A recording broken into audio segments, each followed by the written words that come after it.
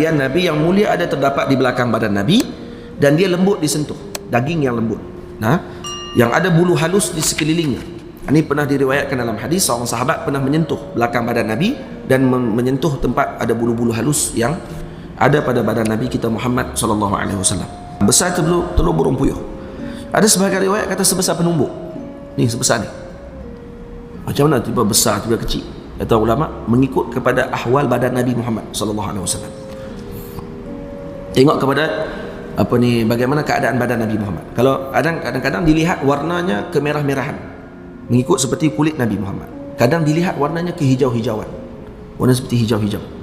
Bila tanda ini dilihat oleh binatang buas, dilihat oleh manusia yang mengetahui tentang ini adalah tanda kepada Nabi, mereka akan menghormati dan memuliakan Nabi. Dan haram bagi binatang memakan para anbiya alaihi wassalatu wassalam. Haram. Karena itu Sayyidina Daniel alaihi salam waktu dilempar ke dalam telaga ketika zaman kerajaan Greek zaman dulu, Nabi Allah Daniel alaihi salam pernah dijatuhkan hukuman, jatuh dalam penjara dalam bentuk telaga. Dan telaga tadi ada di Mesir, telaga tersebut yang bersambung dengan Kolizim.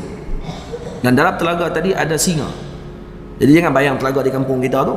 Telaga kampung kita tu telaga turun, lepas tu ada singa dalam tu, kalau jatuh atas singa lah. Tak, telaga dia ni turun macam telaga dalam luas, macam dewan. Dia ada pintu masuk ke dalam Kolizim, macam cerita ni lah, Gladiator tu, yang dia ada lubang-lubang bawah tanah tu yang menyambung dan dibelah singa dalam tu. Dan singa tidak diberi makan selama beberapa hari. 2 ekor singa tak diberi makan beberapa hari.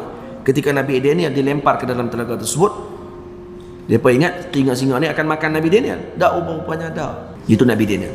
Di mana cincin ini dijumpai? Dijumpai oleh Sayyidina Abi Musa al-Ash'ari, Abi Ayyub al-Ansari, Abi Musa al-Ash'ari menjumpai cincin tersebut ketika mana Nahrus Sus, iaitu telaga di sungai Sus di Maghrib telah kering dan terbongkar jenazah Sayyidina Daniel alaihissalam.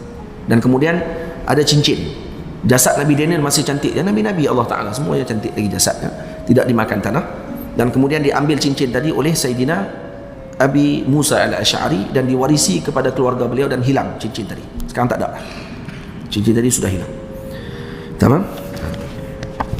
Dan di mana kubur Nabi Daniel? Di Mesir ada satu kubur Nabi Daniel dalam telaga. Dan kita kata tu bukan kubur, tu maqam. Maksud tempat dia pernah berdiri dalam tu. Yang betul Nabi Daniel di mana makamnya? Makamnya di Sus, iaitu di dalam sungai tadi. Tidak diketahui.